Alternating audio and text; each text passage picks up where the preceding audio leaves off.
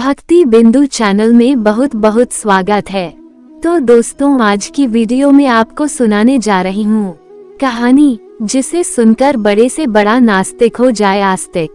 तो दोस्तों, वीडियो को लास्ट तक जरूर देखना और वीडियो को लाइक सब्सक्राइब करके घंटी पर जरूर क्लिक कर देना। तो चलिए मैं आपको आज की कहानी सुनाती हूँ। बहुत से लोग नास्तिक होते हैं, लेकिन फिर उनके साथ ऐसा कुछ होता है कि वे भगवान में विश्वास करने लग जाते हैं। कहानी कुछ इस तरह है।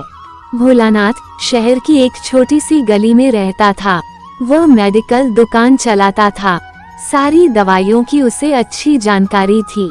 पूरी दुकान खुद संभालता था, इसलिए कौन सी दवा कहाँ रखी है उसे अच्छी तरह पता था। वो पूरी ईमानदारी से अपना काम करता था। ग्राहकों को सही दवा सही दाम पर देता था। सब कुछ अच्छा होने के बाद भी भोलानाथ नास्तिक था। भगवान में उसका जरा भी विश्वास नहीं था। वह पूरा दिन दुकान पर काम करता और शाम को परिवार तथा दोस्तों के साथ समय गुजारता था। उसे ताश खेलने का शौक था। जब भी टाइम मिलता दोस्तों के साथ ताश खेलने बैठ जाता था। एक दिन वह दुकान पर था, तभी कुछ दोस्त आए। तभी भारी बारिश भी शुरू हो गई। रात हो गई थी, लेकिन सभी बारिश थमने का इंतजार कर रहे थे। बिजली भी चली गई थी। बैठे बैठे क्या करें, सोचा मोमबत्ती की रोशनी में ताश ही खेल लेते हैं। सारे दोस्त दुकान में ताश खेलने बैठ गए। सभी ताश में मगन थे। तभी एक लड़का दौड़ा दौड़ा आया। वह पूरी तरह भीग चुका था। उसने जेब से दवा की एक पर्ची निकाली और भोलानाथ से दवा मांगी। भोलानाथ खेल में मगन था। उसने पहली बार में तो ध्यान ही नहीं दिया। फिर लड़के ने जोर से आवाज देते हुए कहा, मेरी माँ बहुत बीमार है। सारी दवा की दुकानें बंद हो गई हैं। एक आपकी दुकान ही खुली है। आप दवा देंगे तो मेरी माँ ठीक हो जाएगी। भोलानाथ आधे अधूरे मन से उठा, पर्ची देखी और अंदाजे से दवा की एक शीशी उठाकर उसे दे दी। पैसे काटकर लड़के को लौटा दिए। लड़का भागते हुए चला गया। तभी बारिश थम गई। भोलानाथ के दोस्त चले गए और भोलानाथ भी दुकान बंद करने लगा। तभी उसे ध्यान आया कि रोशनी कम होने के कारण उसने गलती से लड़के को चूहे मारने वाली दवा की शीशी दे दी है। भोलानाथ के हाथ पांव फूल गए। उसका दिल जोर जोर से धड़कने लगा। उसकी 10 साल की नेकी पर मानो जैसे ग्रहण लग गया। उस लड़के के बारे में वह सोच सोच कर वह तड़पने लगा। सोचा यदि ये दवाई उसने अपनी बीमार माँ को दे दी तो वह अवश्य मर जाएगी। लड़का भी बहुत छोटा होने के कारण उस दवाई को तो पढ़ना भी नहीं जानता होगा।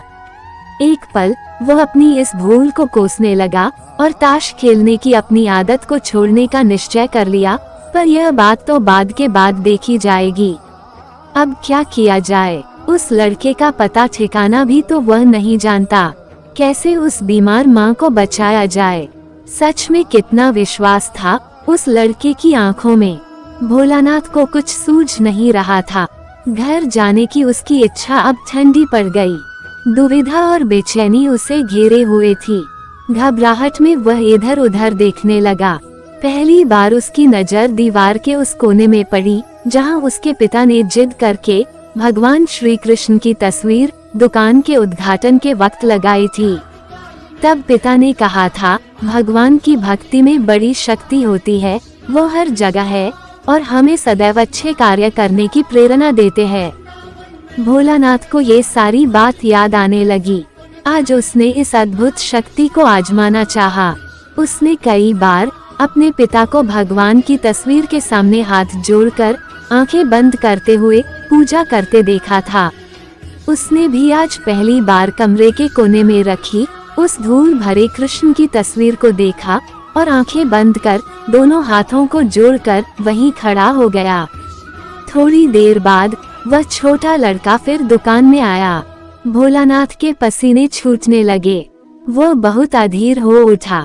पसीना पोंछते हुए उसने कहा, क्या बात है बेटा, तुम्हें क्या चाहिए? लड़के की आंखों से पानी छलकने लगा। उसने रुकते रुकते कहा, बाबूजी, बाबूजी, माँ को बचाने के लिए मैं दवाई की शीशी लिए भागे जा रहा था। घर के करीब पहुँच भी गया था।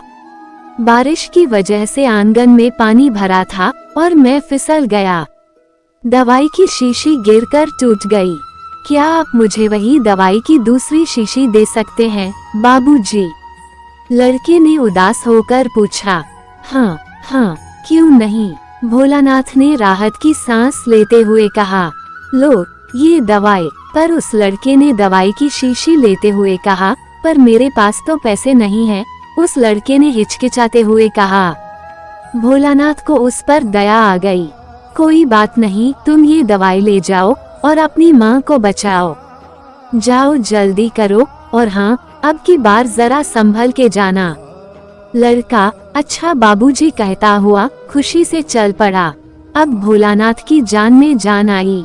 भगवान को धन्यवाद देता हुआ अपने हाथों से उस धूल भरे तस्वीर को लेकर अपनी धोती से पोंछने लगा और अपने सीने से लगा लिया।